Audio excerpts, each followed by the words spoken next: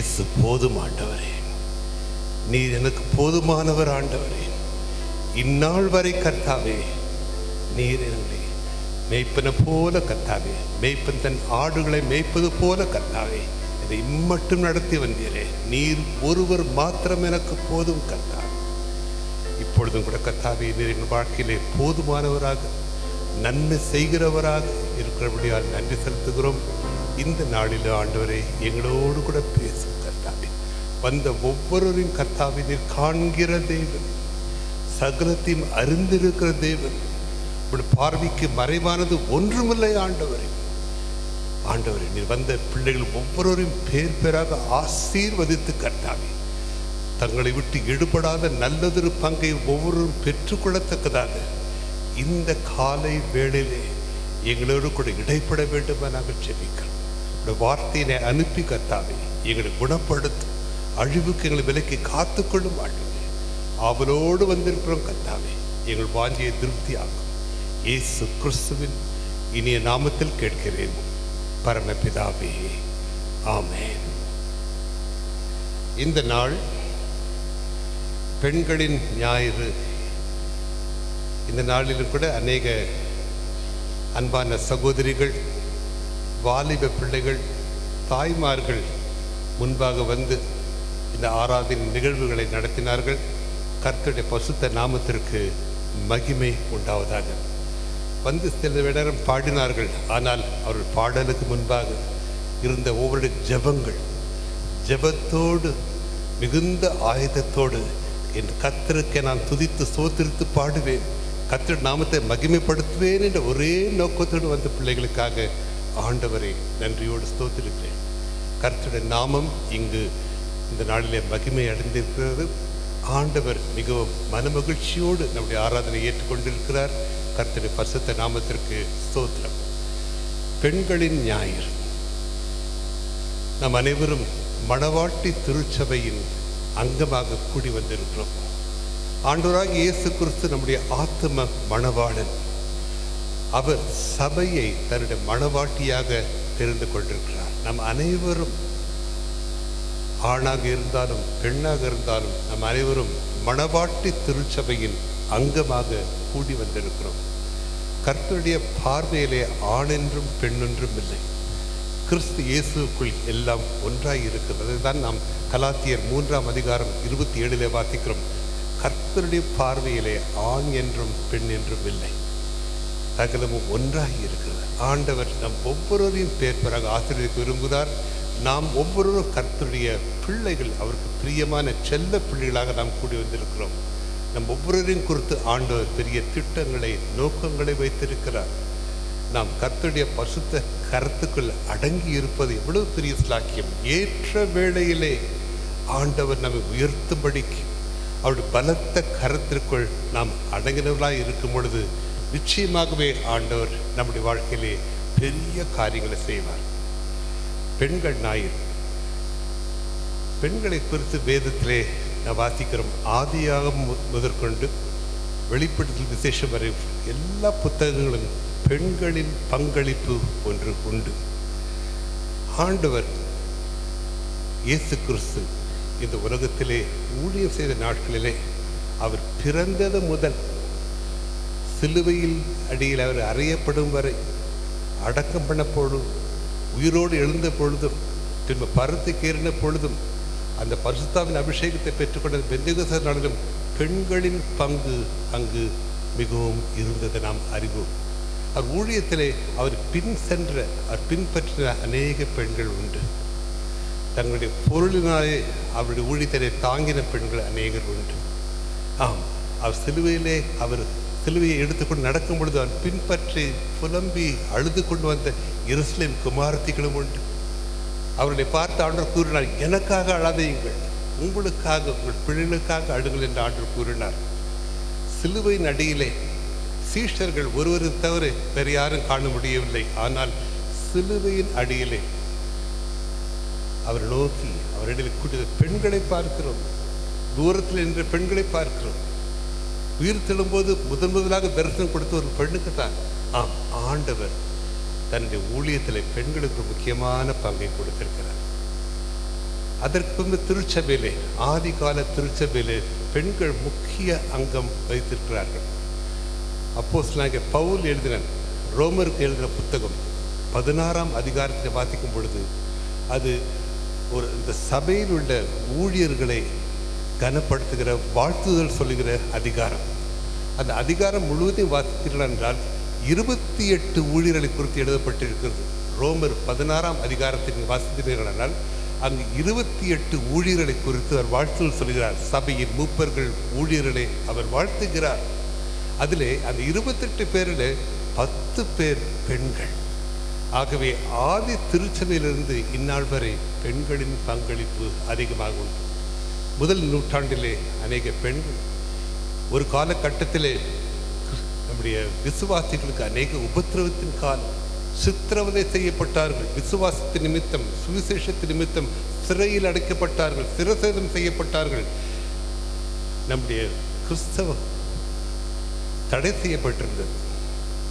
கிறிஸ்து என்று சொன்னாலே உடனடியாக சிரசேதம். அப்படிப்பட்ட சூழ்நிலை. நேரோ என்கிற பேரரசன் காலிலே சீஷர்கள், விசுவாசிகள் உயிரோடு கொளுத்தப்பட்டார்கள்.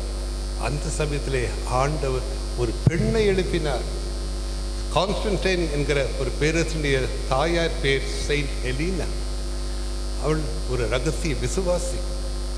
அவள் தன் மகனிடம் கூறி, சிலுவையை குறித்து கூறி, சிலுவையிலே வரும் வெற்றியை குறித்து கூறி, கர்த்தர் அவனுக்கு ஒரு பிரத்யேக தரிசனத்தை குறித்து காண்பித்து, அதன் மூலமாக, அந்த தரிசனத்தின் மூலமாக அவன் கிறிஸ்துவை அறிந்து கொண்டான். அவன் இயேசு கிறிஸ்துவை ஏற்றுக்கொண்ட நாள் முதல் ரோமாபுரியிலே அதுவரை தடை செய்யப்பட்டிருந்த கிறிஸ்துவ விசுவாசம் அந்த அரசாங்க மதமாக மாறினது. Yes, became a state religion. அப்படியாக ஆண்டவர் பெண்களை பயன்படுத்தி சபையை அவர் வளர்த்தார், உயர்த்தினார். கர்த்தருடைய பரிசுத்த நாமத்திற்கு மகிமை உண்டாவதாக. இந்த நாளிலும் கூட நாம் பார்க்கிறோம், நம்முடைய மீட்பு திருச்சபையிலே அநேக பெண்கள் ஒன்றாக கூடி ஒரு மனதோடு கர்த்தரை துதிப்பதும் ஊழியத்தில் பங்கு கொள்வதை பார்க்கும் பொழுது மிகவும் சந்தோஷமாக இருக்கிறது. கர்த்தர் நல்லவர். நம்முடைய பெண்கள், தாய்மார்கள், வாலிப பெண்கள், சிறு பிள்ளைகள் எல்லாருமே குடும்பத்தில் உள்ள பிள்ளைகள், குடும்ப பெண்களாக கூடி வந்திருக்கிறோம். ஒவ்வொருவருக்கும் பல விதமான பொறுப்புகள் இருக்கிறது. படிக்கிற பிள்ளைகள் உண்டு, வேலைக்கு போகிற பிள்ளைகள் உண்டு, குடும்பத்தில் இருந்து குடும்பத்தை கவனிக்கிற தாய்மாரும் பெண்களும் உண்டு. ஆனால் பெண்கள் அதிகமாக செலவிடுகிற இடம் எதுவென்றால், ஒரு வீடு என்றால் பெண்கள் அதிகமாக செலவிடுகிற இடம் எதுவென்றால் அவர்கள் செல்கிற இடம் அடுப்பங்கரை. அடுப்பின் அடியில்தான் பெண்கள் தங்கள் அதிக நேரத்தை செலவிடுகிறார்கள். இன்றைக்கு நாம் வாசிக்க கேட்ட வேத பகுதியிலே இருட்டோடு எழுந்திருக்கிற ஒரு பெண்ணை காண்கிற, குணசாலியான பெண் யார் என்று பார்க்கும் பொழுது அவள் இருட்டோடு எழுந்திருக்கிற பெண். அவளுக்கு இரவிலே விளக்கு அணையாது. விடியற் காலை முதற்கொண்டு இரவு வரையிலும் அவளுடைய பொறுப்பு, அந்த பொறுப்புணர்வோடு இருக்கிற ஒரு குணசாலியான ஸ்திரியை குறித்து நாம் வாசிக்க கேட்டோம். சோம்பலின் அப்பம் அவளுக்கு கிடையாது. தன் வீட்டின் காரியம் எப்படி இருக்கிறது என்று மிகுந்த கவனத்தோடு, பொறுப்போடு தன் வீட்டை, தன் வீட்டாரை கவனிக்கிற, பொறுப்போடு பார்க்கிற, அன்போடு பார்க்கிற ஒரு குணசாலியான பெண்ணை நாம் நீதிமொழிகள் 31ஆம் அதிகாரத்தில் வாசித்தோம். அவள் பிள்ளைகள் எழும்பி அவளை பாக்கியவது என்று கூறுவார்கள். ஆம், இன்றைக்கு கூட நான் அநேக நம்முடைய சபையிலே குணசாலியான பெண்களை நான் காண்கிறேன். கர்த்தர் நம்மோடு கூட இருக்கிறார். ஒவ்வொரு பெண்ணும் தன் வீட்டை கட்டுகிறார். நீதிமொழியில் வாசிக்கிறோம், புத்தியுள்ள ஸ்திரீ தன் வீட்டை கட்டுகிறாள். புத்தி இல்லாத ஸ்திரீ தன் கையினாலேயே வீட்டை இடித்து போடுகிறாள். நான் வீட்டை கட்டுகிற அநேக தாய்மாரை நான் காண்கிறேன். வீட்டை மட்டுமல்ல, சபையை கட்டி எழுப்புகிற ஸ்திரீகள், ஜெபத்தினாலே, விசுவாசத்தினாலே, காணிக்கையினாலே அநேக தாய்மார்கள், அநேக பெண்கள் சபையை கட்டி எழுப்புகிறார்கள்.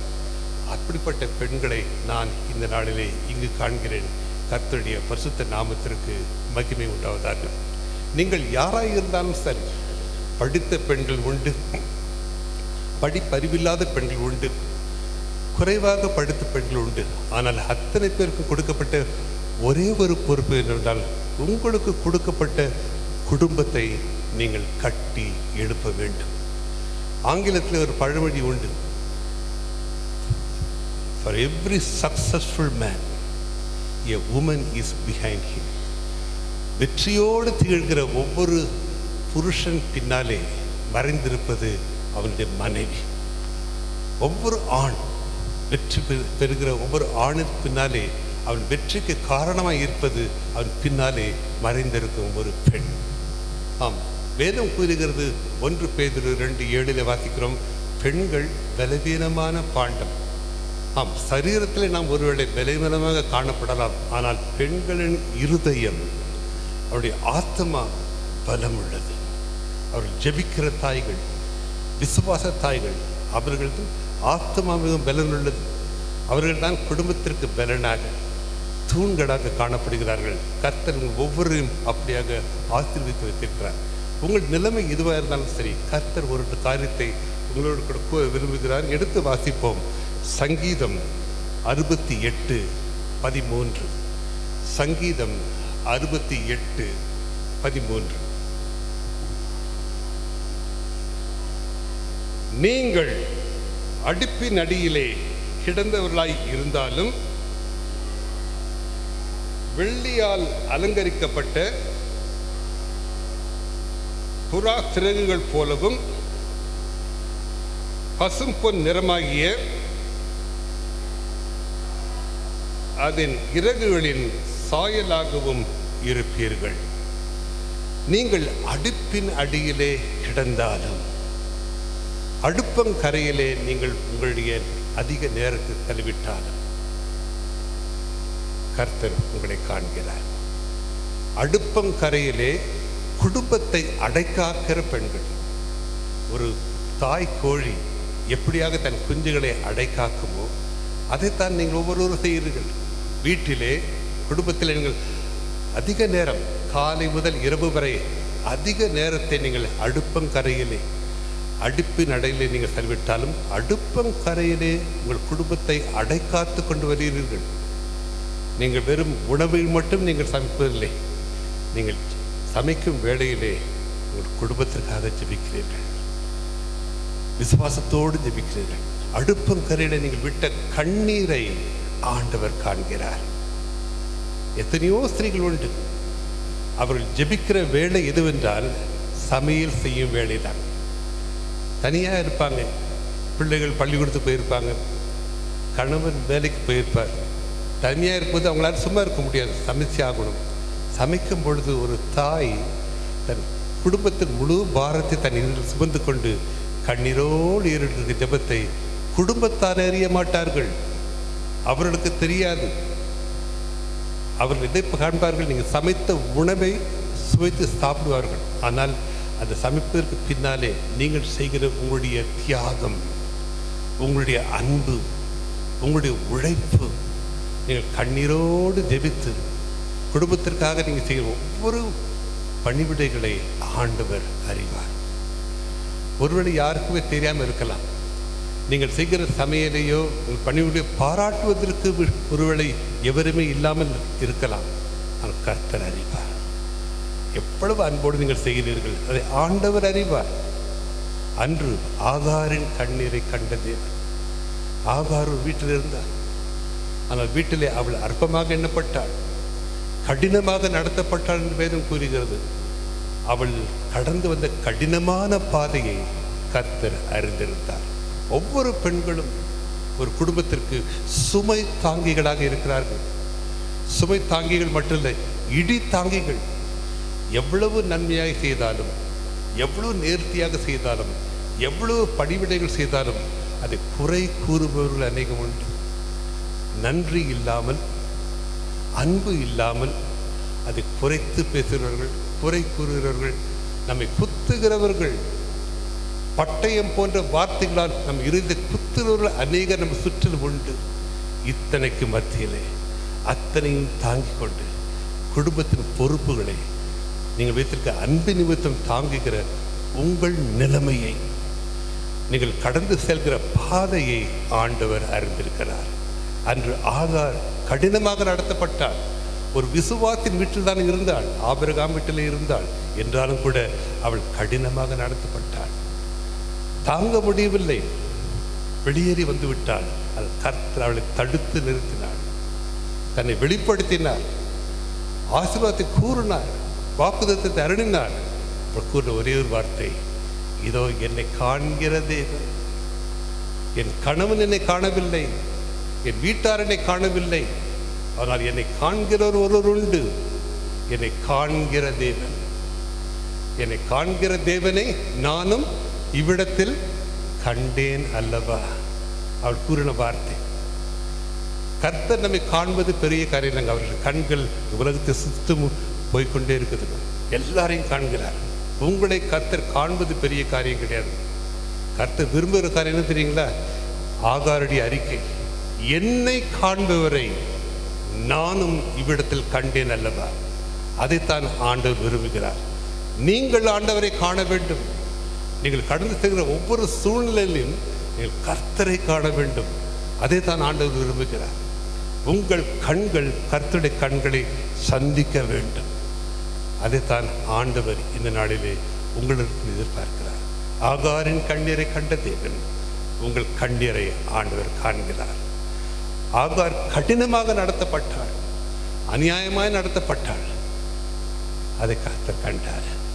நீங்கள் கடந்து வரும் அநியாயத்தின் பாதையை, நிந்தனையின் பாதையை, வேதனையின் பாதையை, மன நெருக்கத்தின் பாதையை ஆண்டவர் அறிந்திருக்கிறார். அன்னாளின் கண்ணீரை ஆண்டவர் கண்டார். அன்னாள் குழந்தை உண்டாகவில்லை, அது அவளுடைய தவறு அல்ல. வேதம் கூறுகிற கர்த்தர் அவள் கற்பத்தை அடைத்திருந்தார். அது நிமித்தம் அவளுக்கு நிந்தனைகள், கேலி பேச்சுக்கள், அவளால் சாப்பிட முடியல. அந்த அளவுக்கு குடும்பத்தாரால் அவள் நெருக்கப்பட்டாள். புருஷன் அவளை மிகவும் நேசித்தார். நான் ஒருத்தன் போதுமா அவனுக்கு? 10 குமாரரை காட்டிலும் நான் உனக்கு பெரியவன் இல்லையான்னு கேட்டார். என்றாலும் கூட கணவனின் ஆறுதல் அவள் துக்கத்தை ஆறுதல் படுத்த முடியல. அவ்வளோ வேதனை, நெருக்கம். வருஷந்தோறும் ஆலயத்துக்கு வருவான். ஆண்டவரே எனக்கு ஒரு குழந்தை வேணும்னு கேட்பான். ஆனால் குழந்தை பிறக்கல. என்ன காரணம் தெரியாது அவளுக்கு. அழுதாள், கதறினாள், சாப்பிடலை. புருஷன் கேட்க, ஏமா சாப்பிடலன்னு? சாப்பிட்டா மட்டும் ஆறுதல் வந்துடுமா? கிடையாது. அந்த அளவுக்கு அவள் நெருக்கத்தோடு சரியான காரியத்தை செய்தாள். கர்த்தரை நோக்கி ஓடினாள், ஆலயத்துக்கு ஓடினாள். ஆண்டவரே, என் சிறுமையை கண்ணோக்கி பார். நான் எவ்வளவாய் சிறுமைப்படுத்தப்படுகிறேன், என் சிறுமையை கண்ணோக்கி பாரும் என்று கதறி அழுதாள், கண்ணீர் சிந்தினாள், உபவாசத்தோடு வந்தாள், பொருத்தனை செய்தாள். ஆலயத்தில் கூட அந்த ஏலி என்கிற பிரதான பாஸ்டர் அவளை தவறாக நினைத்தாள். ஜெபிக்க வந்த ஒரு பெண்ணை அவர் சரியாக புரிந்து கொள்ளாமல், நீ குடித்து வெறித்து வந்திருக்கிறாய் என்று கேட்டார். ஆம், நம்மை புரிந்து கொள்வார் இந்த உலகத்திலே வெகு சிலர் தான்.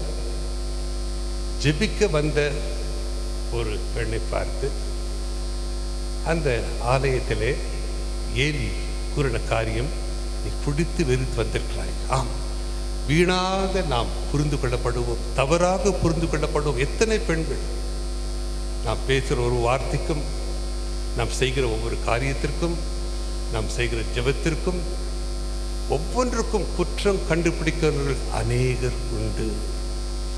அந்நாளின் வாழ்க்கையில் பார்க்கிறோம், குற்றம் கண்டுபிடிக்கப்பட்டால் செய்யாத குற்றம், அவள் உண்மையாகவே மன உருக்கத்தோடு ஜெபிக்க வந்தவளை அந்த ஏலி அவ்வாறாக கூறினார். இன்றைக்கும் கூட அநேகர் நம்மை தவறாக புரிந்து கொள்கிறார்கள். We suffer the persecution of being mistaken people. We are mistaken by people. ஆண்டவர் அநேகர் நம்மை தவறாக புரிந்திருக்கிறார். நம்முடைய உண்மையான அன்பை புரிந்து கொள்ளாமல், நம்முடைய உண்மையான நோக்கத்தை புரிந்து கொள்ளாமல் நம்மை குற்றம் சுமத்துகிறவர்கள் அநேகர் இந்த உலகத்தில் உண்டு. வீட்டிலும் உண்டு, வேலை செய்கிற இடத்திலும் உண்டு, நான் படிக்கிற இடத்திலும் உண்டு, சில சமயங்களில் சபையிலும் உண்டு. இதுதான் ஒரு பெண் கடந்து செல்கிற ஒரு கடினமான பாதை. ஆண்டவர் கண்டார் அன்னாள் கடந்து சென்ற பாதையை. அவளை நினைந்தருளினார். அவள் தன் துக்கத்தை ஊற்றிவிட்டாள். என் வேதம் கூறுகிறது, அதன் பின்பு அவள் துக்க முகமாக இல்லை. கர்த்தர் அவளை நினைந்தருளினார். அவள் கேட்டது ஒரு குமாரன். கர்த்தர் அநேக பிள்ளைகளை அவளை கொடுத்து அவளை கனப்படுத்தினார். நம்முடைய நிலைமையை நாம் சோதித்தறிவோம். ஒருவேளை நீங்கள் ஆகாரை போல, ஒருவேளை நீங்கள் அன்னாளை போல கடினமான பாதையில் நீங்கள் கடந்து சென்று கொண்டிருக்கலாம். ரூத்தை குறித்து நாம் வாசிக்கிறோம். ஒரு மோவாபிய பெண். அவள் கர்த்தரை குறித்து, இஸ்ரவேலின் தேவனை குறித்து கேள்விப்பட்டிருக்கிறாள். ஆலயத்துக்கு சென்றதில்லை, பலி செலுத்தினதில்லை, அவரை குறித்து வேறு ஒன்றும் தெரியாது. தன்னுடைய மாமியார் மூலமாக இஸ்ரவேலின் தேவனை குறித்து கேள்விப்பட்டிருந்தாள். கணவனை இழந்தாள். மாமியார் சொல்லிட்டாங்க, வீட்டுக்கு போமா சொல்லிட்டாங்க. ஆனால் இஸ்ரவேலின் தேவனிடத்திலே மீட்பு உண்டு, அவருடைய ரட்சிப்பு உண்டு, எனக்கு ஒரு புதிய வாழ்க்கையை அமைத்து கொடுப்பார் ஒரே ஒரு விசுவாசத்தோடு. உம்முடைய தேவன் என்னுடைய தேவன், நீர் இருக்கும் இடத்திலே நான் இருப்பேன், நீர் மரணமடையும் இடத்திலே நானும் மறிப்பேன், நீர் அடக்கம் நான் அடக்கம் பண்ணப்படுவேன் என்று ஒரே உறுதியோடு வைராக்கியத்தோடு முன்பின் தெரியாத பெத்லகேமுக்கு அவள் தன் மாமியாரோடு நடந்து வந்ததை நாம் பார்க்கிறோம். அந்த வைராக்கியத்தை ஆண்டவர் கனப்படுத்தினார். ஒன்றும் தெரியாது, தன் எதிர்காலம் எப்படி இருக்க போகிறது தெரியாது. கனவும் இல்லை, வேறு யாரும் கிடையாது, பெற்றோருடைய எடுத்து வந்துட்டார், எல்லாம் புதுசு. முன்பின் தெரியாத இடத்திலே அவள் நம்பிக்கை ஒரே ஒரு நம்பிக்கை தான், இஸ்ரவேலின் தேவன் உண்மை உள்ளவர், இஸ்ரவேலின் தேவன் என் நிலையை பார்க்கிறார், அவரிடத்திலே ஒரு புதிய துவக்கம் உண்டு. அது ஒரே விசுவாசம், ஒரே வைராக்கியத்தோடு வந்த ரூத் நாம் அனைவரும் வேதத்தில் வாசிக்கிறோம். அந்த ரூத்தை போல நீங்கள் திசை தெரியாமல் எங்கு செல்கிறோம், எதை செய்ய போகிறோம், யார் எனக்கு ஆதரவு காட்டுவார்கள், ஒன்றுமே தெரியாத சூழ்நிலை கர்த்தரையே பற்றி நிற்கிற அநேக தாய்மார்கள் இங்கு உண்டு. ஆண்டவர் உங்களுக்கு நியாயம் செய்வார். அது மட்டுமல்ல, ரூத்தை கனப்படுத்தது போல ஒரு சாதாரண ஒரு வயல்வெளியிலே அங்கு விழுகிற அந்த கதிரை பொறுக்குகிறவளாக அங்கு பிரவேசித்தாள். அதே வயல்வெளியிலே கர்த்தர் அவளை எஜமாட்டியாக, போவாசின் மணவாட்டியாக உயர்த்தினாள். அவளுடைய வம்சத்தில் தான் தாவீது பிறந்தார், இயேசு பிறந்தார். அப்படியாக கர்த்தர் அவளை உயர்த்தினார். அன்னாலும் அப்படிதான். கர்த்தருக்கு ஒரு தீர்க்கதரிசி தேவைப்பட்டதுங்க. தீர்க்கதரிசி இல்லை. அன்னாள் தன் குமாரனை பொருத்தனை செய்து கொடுக்கும் பொழுது அன்னாள் மூலமாக சாமுவேல் என்கிற பெரிய தீர்க்கதரிசியை ஆண்டவர் எழுப்பினார். அன்னாளத்தை எதிர்பார்த்ததே கிடையாது, ரூத்துக்கு தெரியவே தெரியாது. ஆகவே நீங்கள் ஒருவேளை அன்னாளை போல இருக்கலாம், ரூத்தை போல இருக்கலாம், ஆனால் ஆண்டவர் உங்கள் துக்கத்தின் மத்தியிலே, உங்களுடைய கண்ணீரின் மத்தியிலே, உங்களுடைய நெருக்கத்தின் மத்தியிலே ஆண்டவர் உங்களுடைய உங்களுடைய வாழ்க்கையிலே, உங்களுடைய குடும்பத்திலே, உங்கள் மூலமாக சபையிலே எழுப்புதலை, பெரிய ஆசீர்வாதத்தை நீங்கள் நினைத்து பார்த்திராத ஆசீர்வாதத்தை ஆண்டவர் நிச்சயமாகவே கட்டளையிடுவார். எத்தனை பேர் நம்புறீங்க அது? ஹல்லேலூயா. சோர்ந்து போகாதீங்க, சோர்ந்து போகாதீங்க. நம்ம பார்க்கறது துக்கம், அதி சீக்கிரத்திலே இந்த துக்கம், இந்த சோர்வு நம்மை விட்டு நீங்கி போகும். அந்த பாடலில் பாடினாங்களா, அது சீக்கிரத்திலே நீங்கிவிடும் இந்த லேசான உபத்திரவம், அதி சீக்கிரத்தில் நீங்கிவிடும் இந்த லேசான உபத்திரவம், அதி சீக்கிரத்தில் நீங்கிவிடும் இந்த லேசான உபத்திரவம். சோர்ந்து போகாதே, நீ சோர்ந்து போகாதே, சோர்ந்து போகாதே, நீ சோர்ந்து போகாதே.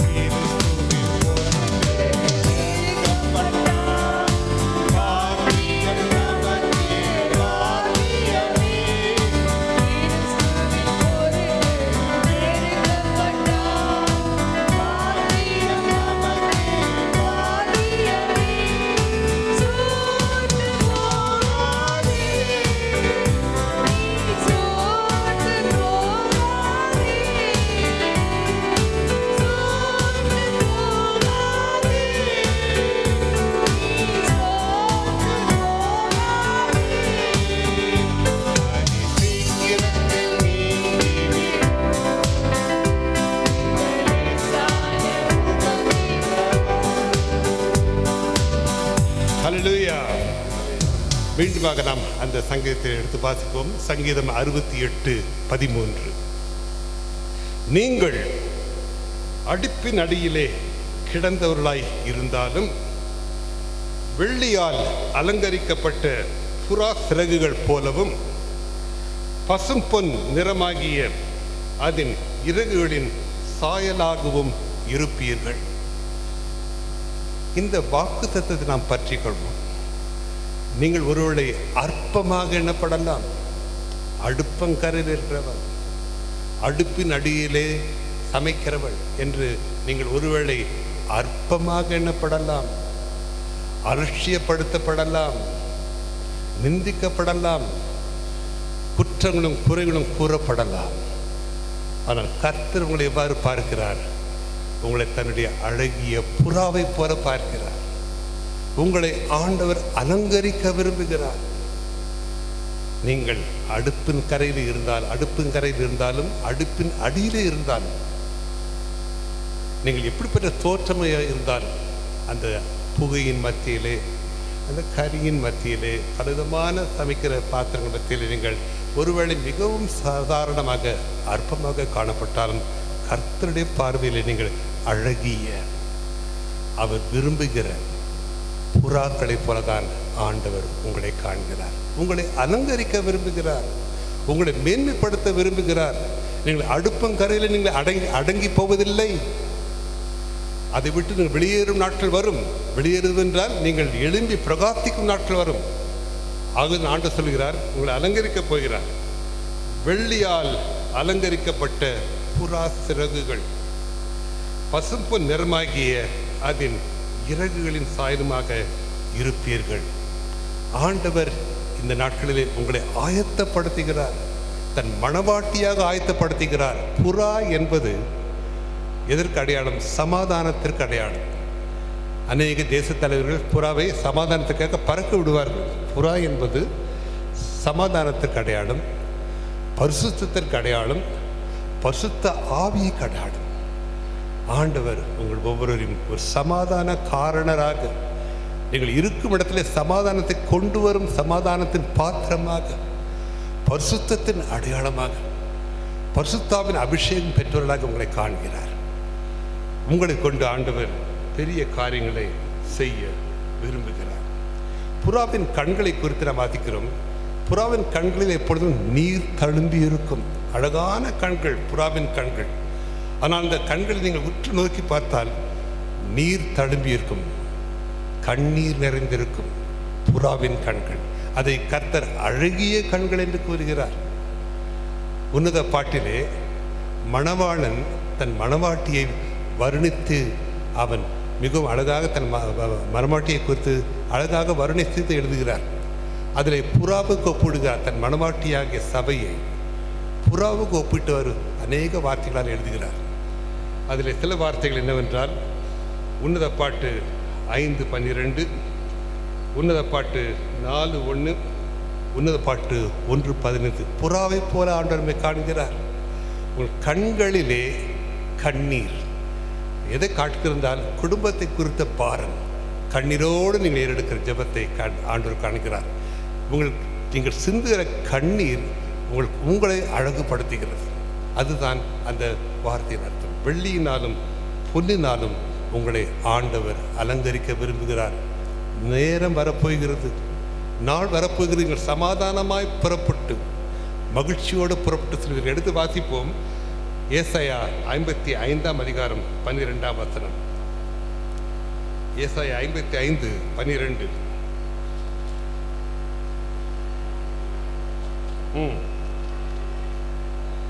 நீங்கள் மகிழ்ச்சியாய் புறப்பட்டு சமாதானமாய் கொண்டு போகப்படுவீர்கள். அன்று எகிப்தில் 430 ஆண்டுகள் கர்த்தருடைய பிள்ளைகள் அடிமைப்பட்டு கிடந்தார்கள். அடுப்பின் அடியிலே கிடப்பது போல, அடுப்பாங்கரையிலே கிடப்பது போல அவர்கள் அடிமைப்பட்டு சிறுமப்பட்டிருந்தார்கள். நேரம் வந்தது, ஆண்டவர் அவர்களை விடுவித்தார். அவர் விடுவித்து எகிப்தை விட்டு செல்லும் பொழுது அவர்களுக்கு பொன்னும் வெள்ளியும் எகிப்தியர் வழங்கினார்கள். தாராளமாக அவர் பொன்னோடும் வெள்ளியோடும் தான் அவர்கள் புறப்பட்டு சென்றார்கள் என்று வேதம் கூறுகிறது. சங்கீதம் 105:37 வாசிக்கிறோம். அவர் செல்லும்போது என்ன பண்ணுறாங்க, அதுவரை அடுப்பாங்கரையில் அடங்கியிருந்த பெண்கள் மிரியாமோடு சேர்ந்து நடனமாடினார்கள். தம்புரோடு எடுத்து அவர்கள் நடனமாடி கர்த்தரை துதித்தார்கள். கர்த்தர் மகிமை திறந்தவர் என்று போற்றி புகழ்ந்தார்கள். அந்த நாட்களை நீங்கள் நிச்சயமாகவே காண்பீர்கள். இயேசு கிறிஸ்து இந்த உலகத்திலே ஊழியம் செய்யும்போது அநேக பெண்களை அவர் சந்தித்தார். நன்மை செய்கிறவராக சுற்றித் திரிந்தார். சென்ற எல்லா இடமும் நன்மையை செய்தார். அநேகர் அவருடைய நன்மைகளை பெற்றுக்கொண்டார்கள். ஆனால் அவர் சில பெண்களை பார்த்து அவர் பாராட்டினார். சில பெண்களை அவர் மெச்சினார். He commended few women. அவர் சில பெண்களை பார்த்து அவர் காட்டிய அன்பு, அவருடைய வைராக்கியம், விசுவாசத்தை கண்டு அவர்களை பாராட்டினார். அதில் 3 பெண்களை குறித்து நான் சுருக்கமாக பேச விரும்புகிறேன். முதலாவது ஒரு பெண்ணை பார்த்து சொன்னார், இவள் தன்னால் இயன்றதை செய்தாள். கர்த்தர் இயேசு கிறிஸ்து ஒரு பெண்ணை பார்த்து கூறினார், இவள் தன்னால் இயன்றதை செய்தாள். மார்க்கு 14ஆம் அதிகாரத்திலே அந்த பெண்ணை குறித்து வாசிக்கிறோம். மார்க்கு 14 1 முதல் 8 வரை, யோவான் 12 1 முதல் 8 வரை, மத்தேயு 26 6 முதல் 13 வரை இந்த பெண்ணை குறித்து 3 சுவிசேஷங்களிலே எழுதப்பட்டிருக்கிறது. இயேசு அவளை மெச்சிக்கொண்டார். தன்னால் இயன்றதை செய்தாள். என்ன செய்தாள்? அவர் மரிப்பதற்கு முன்பாக, அந்த ஊழியத்தின் கடைசி நாட்களில் அவர் மரிப்பதற்கு முன்பாக அவள் விலை உயர்ந்த உத்தம தைலத்தை அவள் கொண்டு வந்தாள். விலை உயர்ந்த தைலம், உத்தம தைலத்தை ஒரு வெள்ளைக்கல் பரணியிலே கொண்டு வந்தார். யூத மக்கள், யூத பெண்களுக்குள்ள ஒரு கலாச்சாரத்தை கூற விரும்புகிறேன். யூத பெண்கள் மிகவும் பத்திரமாக, அவர் பிறந்திருந்து திருமணமாகும் நாள் வரை மிகவும் பத்திரமாக பாதுகாத்து வருகிறது 3 காரியங்கள். ஒன்று, திருமணத்தென்று போகிற 10 வெள்ளி காசு மாலை. அடுத்தது கல்யாண வஸ்திரம், திருமணத்தென்று அணிந்து கொள்ள போகிற கல்யாண வஸ்திரம். மூன்றாவது, அந்த விலையேற பெற்ற உத்தம தைலம். அந்த தைலத்தை திருமணத்து இரவென்று அவர் பூசிக்கொள்வார். இது யூதருடைய கலாச்சாரம். எந்த யூத பெண்ணாக இருந்தாலும் அவள் பிறந்திலிருந்து பெற்றோர்கள் கவனமாக 10 வெள்ளிக்காசு மாலையை அந்த பெண்ணுக்காக ஆயத்தப்படுத்துவார்கள். அவள் திருமணமாகும் பொழுது அணிந்து கொள்ள வேண்டிய கல்யாண வஸ்திரத்தை அவர்கள் ஆயத்தப்படுத்துவார்கள். மூன்றாவது, விலையேற பெற்ற உத்தம தைலத்தை அவர் ஆயத்தப்படுத்துவார். அதை மிகவும் பத்திரமாக வைத்திருப்பார்கள். ஆனால் இந்த பெண் விலையேற பெற்ற அந்த உத்தம தைலத்தை அவள் உடைத்தாள். அந்த வெள்ளைக்கல் பரணியை உடைத்து அதை இயேசுவின் சிரத்திலே ஊற்றி அவரை அபிஷேகம் செய்தாள். உலகத்தாரின் பார்வையிலே, சீஷர்களின் பார்வையிலே அது வீணான செலவு என்று கூறினார்கள். அவள் கர்த்தரின் பார்வையிலே என்ன சொன்னார்? அவள் நல்ல கிரியை செய்தாள். She has done a good thing for me. நான் அடக்கம் பண்ணுவதற்கு எத்தனமாக என்னை அபிஷேகிப்பதற்கு அவள் முந்திக் கொண்டாள் என்று கூறினாள். என்ன குறை? தன்னால் இயன்றதை அவள் செய்தாள். அதோடு செல்லவில்லை. என்ன சொன்னாரு? இவள் செய்த காரியம் உலகமெங்கும், சுவிசேஷம் எங்கெங்கெல்லாம் பிரசங்கிக்கப்படுகிறதோ அங்கெங்கெல்லாம் சொல்லப்படும் என்று கூறினார். அவளை கனப்படுத்தினார். இந்த நாளிலும் கூட நம்மை நாமே நிதானித்து சோதித்தறிவோம். நாம் அனைவரும், கூடியுள்ள அத்தனை பேரும் இயேசுவை நேசிக்கிறோம். உண்மை, அது எந்த மாற்று கருத்து கிடையாது. அனைவரும் இயேசுவை நேசிக்கிற பிள்ளையாக இருக்கிறோம். நாம் இயேசுவை எவ்வளவாய் நேசிக்கிறோம், எவ்வளவாய் நேசிக்கிறோம். சாதாரண நட்பு உறவுகள் உண்டு, கிளாஸ்மேட்ஸ், கேஷுவல் ஃப்ரெண்ட்ஸ். குடும்ப உறவு உண்டு, பெற்றோர்கள், சகோதர சகோதரிகள், கணவன் மணி. ஆனால் இத்தனையும் விட மேலான ஒரு உறவை ஆண்டவர் நம்மோடு கூட எதிர்பார்க்கிறார். எல்லாவற்றையும் காட்டிலும் நாம் இயேசுவை நேசிக்க வேண்டும். அதைத்தான் பேதுருடன் கேட்டார், நீ என்னிடம் அன்பாய் இருக்கிறாயா? 3 முறை கேட்டார். பேதுரு சொன்னார், ஆமாண்டவரே, நான் உண்மையில் அன்பாயிருக்கிறேன் என்பதை நீர் அறிவீர்னு சொன்னார். அப்போ இயேசு சொன்ன காரியம் என்ன? நீ இவை எல்லாவற்றையும் காட்டிலும் என்னை நேசிக்கிறாயா? அதைத்தான் ஆண்டவர் இந்த நாளிலே நம் ஒவ்வொருவரையும் பார்த்து கேட்கிறார். மகனே, மகளே, நீ என்னை நேசிக்கிறாய் என்பது எனக்கு தெரியும். I know that you love me. ஆனால் நீ எந்த அளவாய் என்னை நேசிக்கிறாய், நீ எல்லாவற்றையும் காட்டிலும் எல்லாரை காட்டிலும் நீ என்னை நேசிக்கிறாய். அந்த பெண் இயேசுவின் தலையிலே விலையேற பெற்ற உத்தம தைலத்தை ஊற்றின அந்த பெண், விலையேற பெற்ற அந்த வெள்ளைக்கல் பரணியை உடைத்த பெண், எல்லாவற்றையும் காட்டிலும் எல்லாரை காட்டிலும் இயேசுவை நேசித்தாள். தன்னால் இயன்றதை கர்த்தருக்காக தன் அன்பை வெளிப்படுத்தினார். அதைத்தான் இந்த நாளிலே ஆண்டவர் விரும்புகிறார். கர்த்தருக்காக நீங்கள் எதை செய்தாலும் நீங்கள் தரித்திரராக போவதில்லை, நீங்கள் எதையும் எழுந்து போவதில்லை. அதற்கு மேலாகவே ஆண்டவர் தருகிற தேவன். அவர் நினைத்து பாராத ஆசீர்வாதத்தை ஆண்டவர் கொடுத்தார். இந்த சுவிசேஷம் உலகத்தில் எங்கெங்கெல்லாம் பிரசங்கிக்கப்படுகிறதோ நீ செய்த காரியம் சொல்லப்படும். இன்று வரை நாம் அதை நினைவுகிறோம். என்னால் இயன்றதை, தன்னால் இயன்றதை அவள் செய்தாள். கர்த்தர் நமக்காக என்ன செஞ்சாங்க? சிலுவையிலே நமக்காக தன் ஜீவனை விட்டார், இரத்தத்தை சிந்தினார். அது மட்டுமல்ல, பாவம் அறியாத அவர் நமக்காக பாவமானார். 2 கொரிந்தியர் 5:22 வாசிக்கிறோம். நாம் ஐஸ்வர்யராகும்படி, தன்னுடைய தரித்திரத்தினாலே நாம் ஐஸ்வர்யராகும்படி அவர் சிலுவிலே நமக்காக தரித்திரரானார். 2 கொரிந்தியர் 8:9. நாம் சாபக்கட்டு, அநேக குடும்பங்கள் அநேக சகல கட்டுகளாலே கட்டப்பட்டிருக்கிறோம். பாவக்கட்டு, மரணக்கட்டு, சாபக்கட்டு, வியாதியின் கட்டு, பிசாசின் கட்டு, பில்லி சூனிய கட்டு, சகல கட்டுக்கள், நுகத்தடிகளை பிசாசான மேல் சுமத்திருக்கிறார். அந்த கட்டுக்களை உடைக்கும் பொருட்டாக அவர் நமக்காக சாபமானார். கலாத்தியர் 3:13 வாசிக்கிறோம். ஆகவே நமக்காக ஆர்டர் எல்லாத்தையும் செஞ்சுட்டார்கள். நாம் கர்த்தருக்காக என்ன செய்ய போகிறோம்? நம்முடைய அன்பை நாம் எவ்வாறு ஆண்டவருக்கு காட்டப் போகிறோம்? ஏற்கனவே இந்த சம்பவத்தை கூறியிருக்கிறேன். ஒரு பெண், அவளுக்கு கால் சரியாக நடக்க முடியாது. போலியோ வியாதி வந்து ஒரு கால் விளங்காது. மிகவும் ஏழ்மை குடும்பத்தில் இருக்கிறவள். அவள் தகப்பனார் ஒரு டெய்லர். அவருக்கும் வயது ஆகிவிட்டது. டெய்லர் வேலையை ஒழுங்காக செய்ய முடியல. வருமானம் அந்த டெய்லர் வருமானம் தான், குடும்பத்தை நடத்த முடியல, வறுமை. ஆனால் அவர் விசுவாசி. இயேசு கிறிஸ்துவை ஏற்றுக்கொண்டாள். இயேசுவை மிகவும் அதிகமாக நேசித்தாள். அவளுக்கு தமிழ்நாடு அரசாங்கம் இந்த மதிய உணவு திட்டத்திலே ஒரு வேலை கொடுத்தாங்க. உடல் ஊனமாக இருந்ததாலே அவளுக்கு இந்த வேலை கொடுத்தாங்க. மதியம் தோறும் பள்ளிக்கூடத்துக்கு போய் அந்த மதிய உணவு திட்டத்தில் வேலை செய்துவிட்டு வீட்டுக்கு திரும்பணும். அதான் அவளுக்கு கொடுக்கப்பட்ட வேலை. அந்த பணத்தை வைத்து தான் குடும்பம் நடந்து கொண்டிருக்கிறது. சபையிலே போதகர் ஒரு அறிவிப்பை கொடுத்தார். சபை இன்னும் விரிவாக கட்டப்பட வேண்டும், அதற்கு பணம் தேவைப்படுகிறது, அனைவரும் ஜெபியுங்கள், உங்களால் இயன்றதை கர்த்தர் உங்கள் மனதில் உணர்த்துகிறதை நீங்கள் கொடுக்கலாம், அதை கொண்டு நாம் இந்த ஆலயத்தை கட்டி எழுப்புவோம் என்று ஒரு அறிவிப்பு கொடுத்தார். இந்த பெண் என்ன செய்வாள்? மிகவும் ஏழை, சொற்ப வருமானம், ஆனால் தன்னால் இயன்றதை கர்த்தருக்காக செய்ய வேண்டும் என்று ஒரு தீர்மானத்தை எடுத்தாள். இப்போ பரிசுத்த ஆவியானவர் உணர்த்தினார், நீ தினந்தோறும் பஸ்ஸில் போகிறல்லம்மா, தினந்தோறும் பஸ்ஸில் வீட்டிலேருந்து அந்த பள்ளிக்கூடத்துக்கு போகிற, பஸ்ஸில் அந்த பள்ளிக்கூடத்துக்கு வீட்டுக்கு திரும்பி வர்ற, அந்த பஸ்ஸுக்காக கொடுக்குற காசு, நான் இது நடந்தது ஒரு 20 வருஷம் முன்னாடி. அப்போ இலவச பஸ் கிடையாது. அந்த பஸ்ஸு டிக்கெட்டுக்காக நீ கொடுக்குற பணத்தை சேமித்து அதை காணிக்கையாக கொடுன்னு பரிசுத்த ஆவியானவர் உணர்த்தினார்.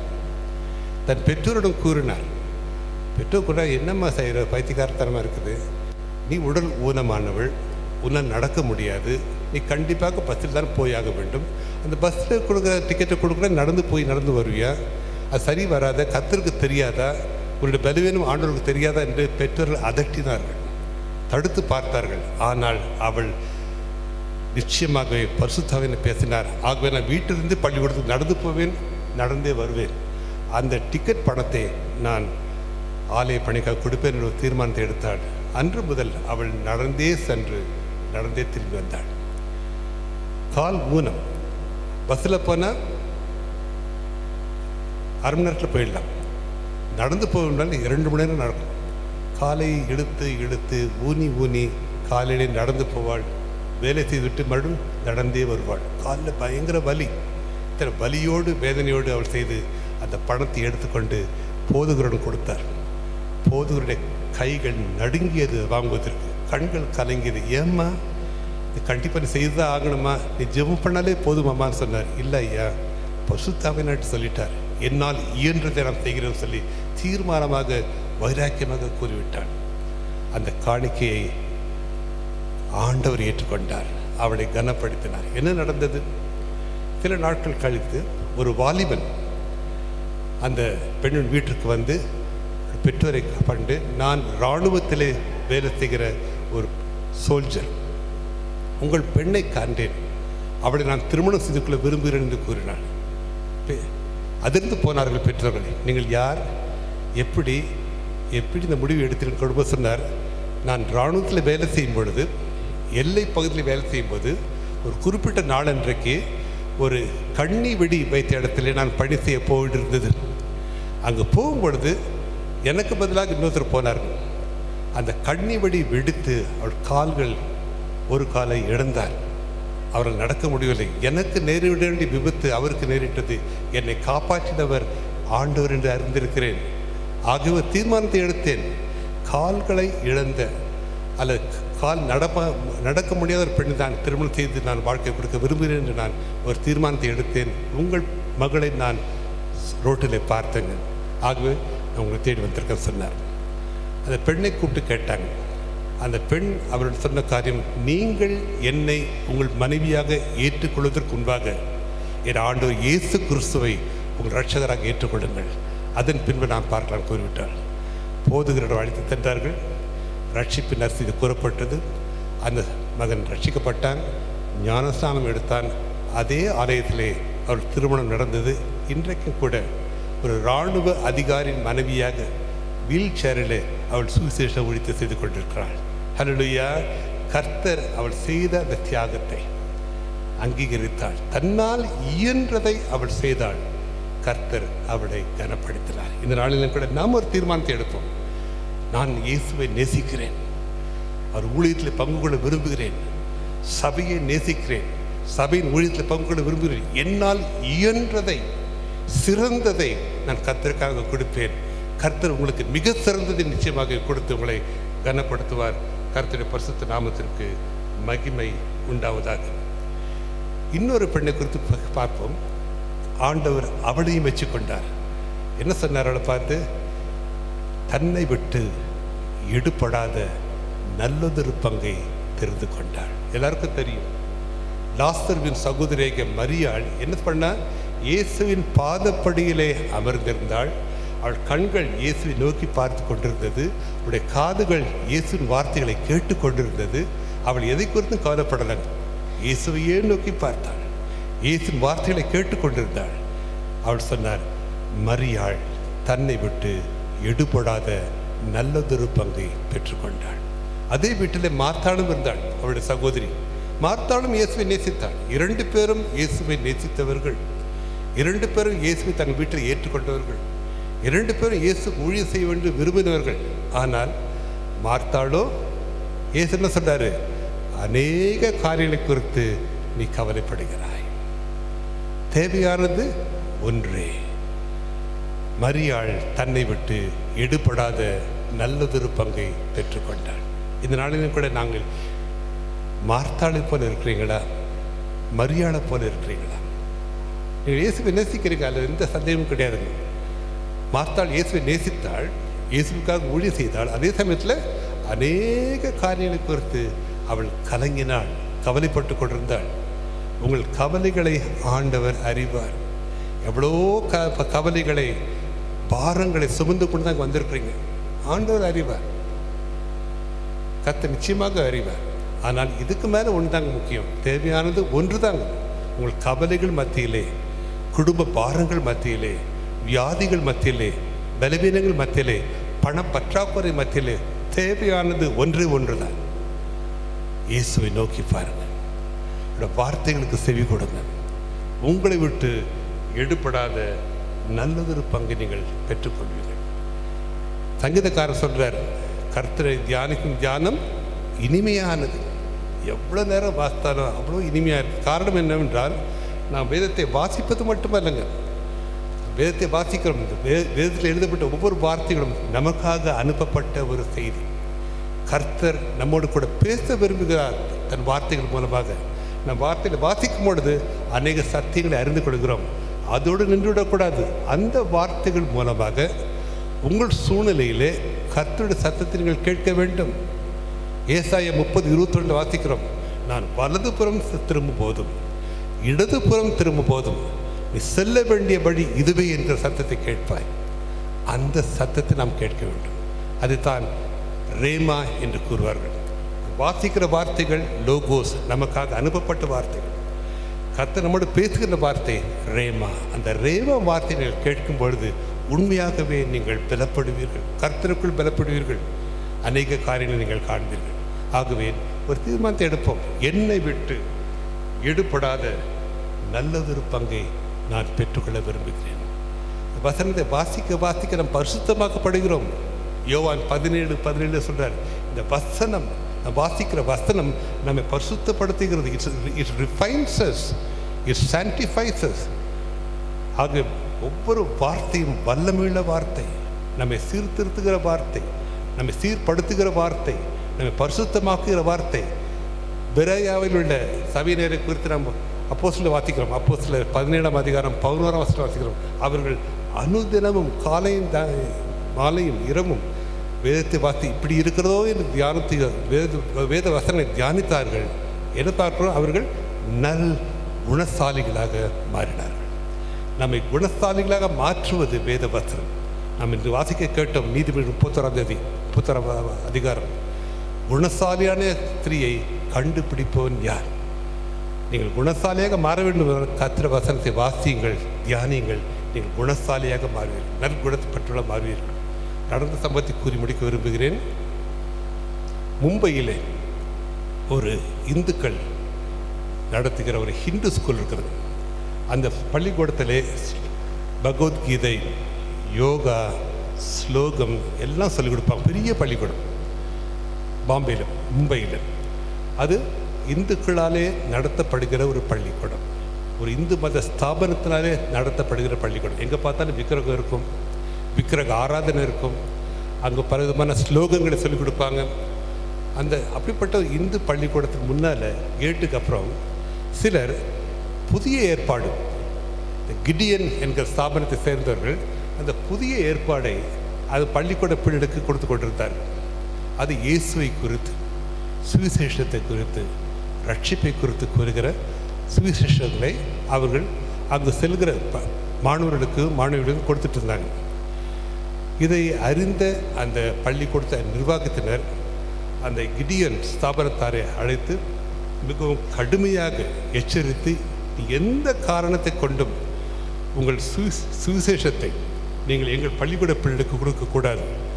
நீங்கள் உள்ளே வந்து அறிறீங்களோ வெளியே கொடுக்குறீங்களோ, எங்கள் ஸ்கூலுக்கு வர பிள்ளைகளுக்கு அது சுவிசேஷத்தை கொடுக்கக்கூடாதுன்னு மிகவும் கடினமாக எச்சரித்து, இந்த பக்கம் வந்தீங்கன்னா நான் உங்களை போலீஸில் கொடுத்துருன்னு சொல்லி அவ்வளோ மிரட்டி அனுப்பி விட்டாங்க. இது நடந்து கொஞ்ச நாள் ஆச்சு. அந்த பள்ளிக்கூடத்தில் ஒரு 200 மேலே டீச்சர்ஸ் வேலை செய்கிறாங்க, ஆஃபீஸ் ஸ்டாஃப் இருக்கிறாங்க. மாதம் அவங்களுக்கு சம்பளம் கொடுக்கணும். ஆகவே அந்த மாதம் துவங்கும் போது சம்பளம் போடுவதற்காக ஒரு பெரும் தொகையை அவர் பேங்க்லேருந்து பணத்தை கொண்டு வரணும். சம்பளம் போடுவதற்காக அந்த ஆஃபீஸில் வேலை செய்கிற அக்கௌண்டன்ட்டையும் இன்னொருத்தரையும் பேங்க்குக்கு செக் எழுதி அனுப்பிவிட்டாங்க, பெரும் தொகை. அந்த பணத்தை அவர்கள் வாங்கி ஸ்கூலுக்கு கொண்டு வந்து எல்லாருக்கும் சம்பளம் பட்டுவாடா போடணும். அப்படி இருக்கும் பொழுது என்ன நடந்தது? அவர்கள் பேங்க்குக்கு போனாங்க, பணத்தை வாங்கிட்டாங்க, ஒரு ஃபைல் எடுத்து வச்சுருக்காங்க. எடுத்து ஒரு ஆட்டோவில் வராங்க. ஆட்டோவில் வந்தவங்க கவனக்குறைவினால அந்த பையை ஆட்டோவில் வச்சுட்டு அவங்ககிட்ட வந்துட்டாங்க. அதுக்குள்ள ஆட்டோ போயிடுச்சு. இங்கே ஆஃபீஸ்க்கு பார்த்தா அந்த பணத்தை இவர் நினச்சார், அவர் வச்சுருக்காரு நினச்சார், அடுத்தவர் நினச்சார், இவர் வச்சுருக்காரு நினச்சார். ஆகவே பணப்பை ஆட்டோவோட போயிடுச்சு. உடனே ஸ்கூலில் போய் அந்த டைரக்டர் சொல்லும்பொழுது அவர் பணத்தை உடனே கொண்டு வரணும், இல்லைன்னா உங்களை டிஸ்கஸ் பண்ணுறது மட்டும் இல்லை, உங்களோட போலீஸில் நாங்கள் பிடிச்சி கொடுத்துருவோம். சாதாரண பணம் இல்லை, அவ்வளோ பேருடைய சம்பள பணம் சொல்ல ரொம்ப கடுமையாக அவளை திட்டினார்.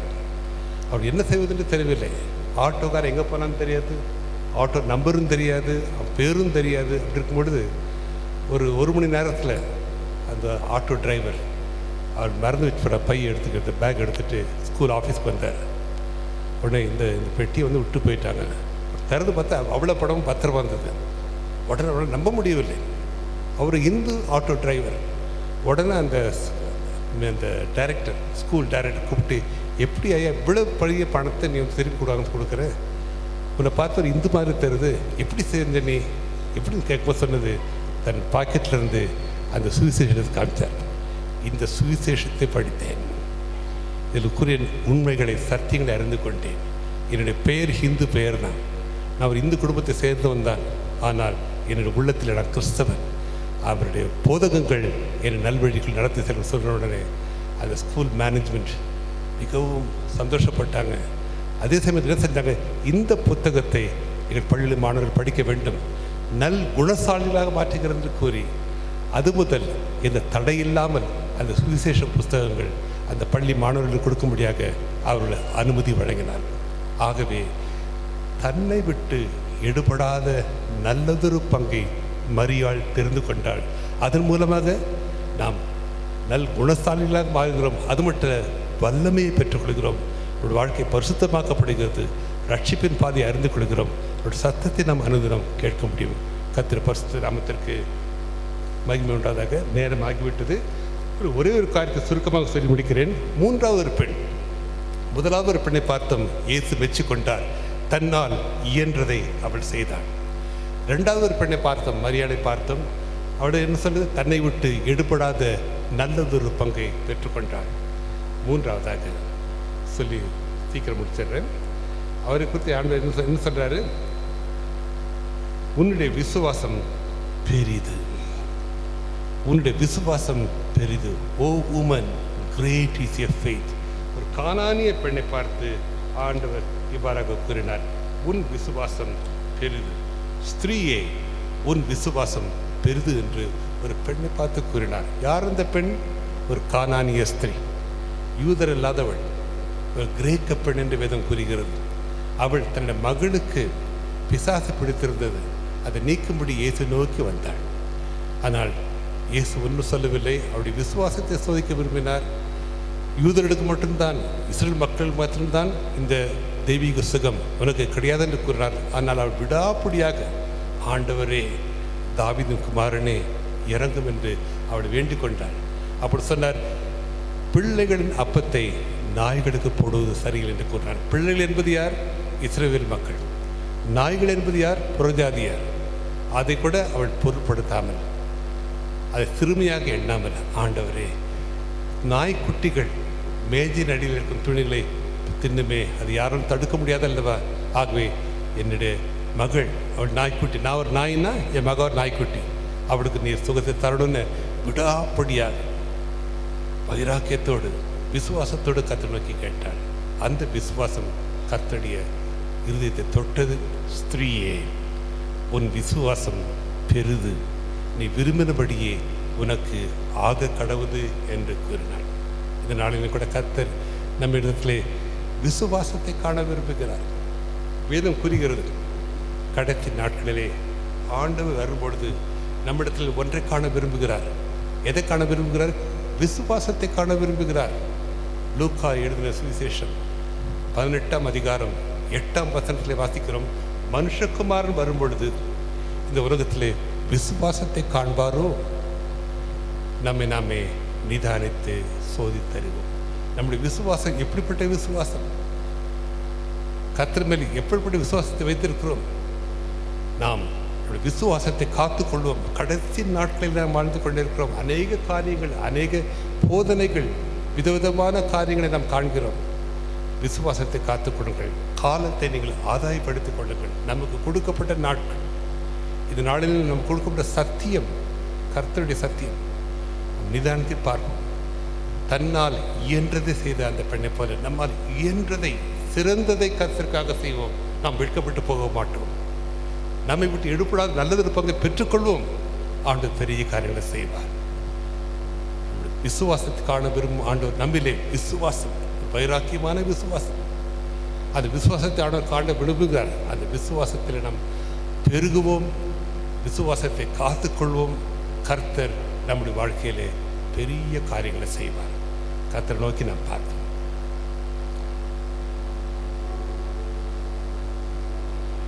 என்னை மறவா இயேசுநாதா, உந்தன் தயவால் என்னை நடத்த